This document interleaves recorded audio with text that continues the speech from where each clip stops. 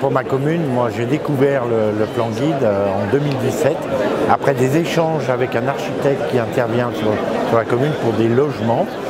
Et au fil des discussions, nous avons parcouru la commune et je lui ai expliqué les différents projets que j'avais à terme, des projets qui étaient complètement déconnectés les uns des autres. Et j'ai découvert finalement qu'il y avait possibilité de faire, d'imaginer de la conception, d'imaginer des actions, des implantations qui soient cohérentes les unes entre les autres. Et pour moi, c'était très important qu'il y ait une cohérence au niveau du territoire.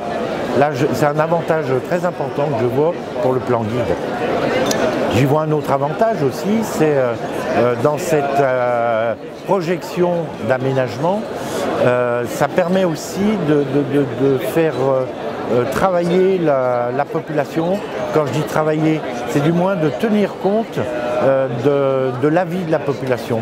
Parce qu'un plan guide, ça se construit avec une concertation. C'est ce qui est intéressant aussi dans le plan guide, de pouvoir concerter, d'entendre les besoins des habitants et finalement de réaliser les aménagements qu'on avait pensés dans l'intérêt des habitants. Ça, c'est aussi quelque chose que je trouve de très remarquable dans le plan guide. Après, une autre chose aussi, c'est de pouvoir se projeter sur une période de 10 ou 15 ans. C'est pour tous les aménagements que l'on souhaite, que ce soit au niveau de la commune, que ce soit au niveau du village. Et cette projection sur plusieurs années permet aussi d'avoir une sorte de fil conducteur pour les élus qui vont nous succéder.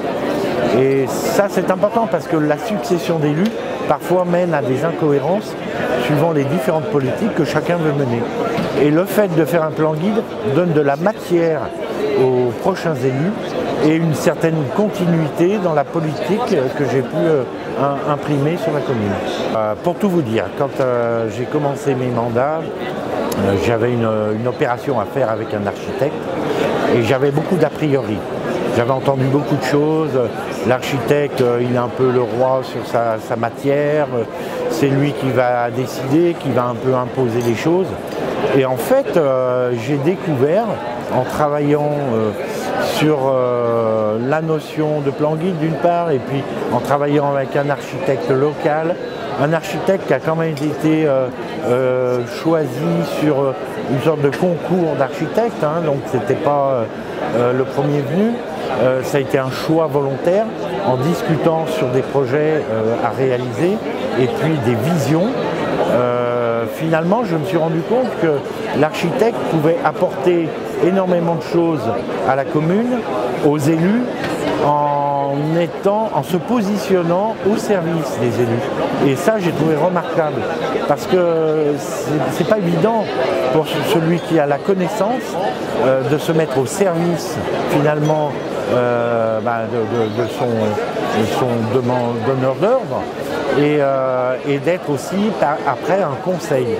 Parce qu'au-delà du fait que l'architecte a pu se mettre à ma hauteur en quelque sorte, et moi j'ai pas la connaissance, il a pu aussi me conseiller, il s'est approprié mes ambitions sur la commune et a pu me faire des propositions qui allaient dans le sens de ma vision politique.